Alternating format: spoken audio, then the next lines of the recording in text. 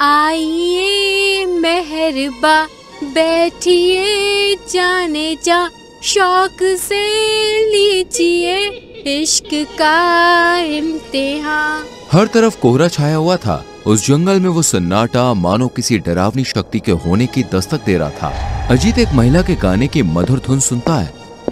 अरे वाह, इस सुनसान घने जंगल में ये आवाज कहां से आ रही है? आवाज का पीछा करते करते अजीत नदी तक पहुंच जाता है, जहां पर एक सुंदर सी महिला खुले में नहा रही होती है।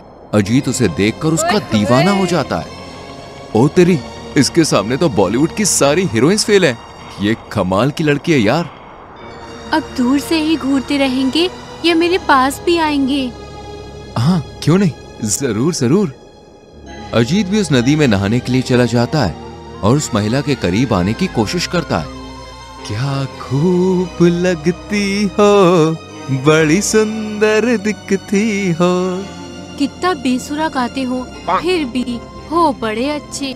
लेकिन सच में आज तक मैंने इतनी सुंदर महिला कहीं नहीं देखी। तभी अचानक से महिला चुड़ैल में बदल जाती है और उसका भयंकर रूप देखकर अजीत के होश उड़ जाते हैं। नहीं, बचाओ, ये तो एक चुड़ैल है। अजीत डर के मारे नदी से बाहर जाने लगता है कि तभी चुड़ैल उसका पैर खींचकर उसे खा जाती है। नहीं। मैं इस नदी के बाहर नहीं आ सकती क्योंकि कई सालों पहले मुझे एक तांत्रिक ने श्राप दिया था, लेकिन मैं अपनी काया से लोगों को आकर्षित करके अपने पास बुलाकर उन्हें खाकर अपनी भूख जरूर मिटा सकती हूँ। जो कोई भी उस नदी के पास जाता वो सुंदर महिला यानी चुड़ैल को देखकर आकर्षित होके उसके पास जाता है। एक दिन एक बूढ़ी महिला दूर से ये सब देख लेती है और वो गांव में सबको जाकर बता देती है। क्या कह रही हो काकी? इसका मतलब हमारे गांव में जो भी रहस्यमय मौतें हो रही हैं, वो सब उस चुड़ैल के कारण हो रही हैं। वही मैं सोचूं, सिर्फ मर्दों की मृत्यु हो रही है, औरतों की नहीं। हाँ, वो चुड़ैल मायावती है।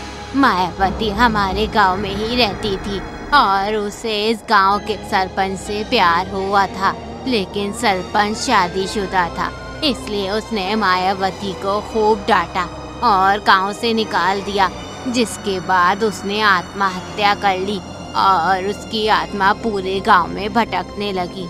फिर एक दिन एक तांत्रिक ने उसकी आत्मा को पकड़कर उस नदी में फेंक दिया और वो वहां से कभी नहीं निकल सकती। इसलिए मर्दों को आकर्षित करके वो अपने पास बुलाती है और उन्हें खाकर अपनी भूख मिटाती है।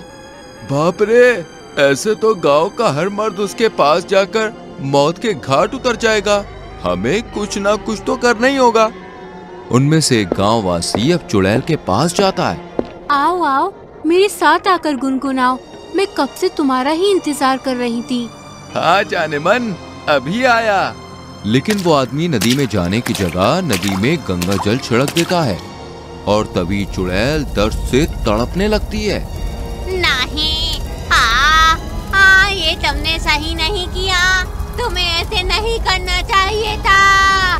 तुम्हारा खेल खत्म चुड़ैल। चुड़ैल भस्म हो जाती है और अब वहाँ सभी सुरक्षित रूप से आने जाने लगते हैं।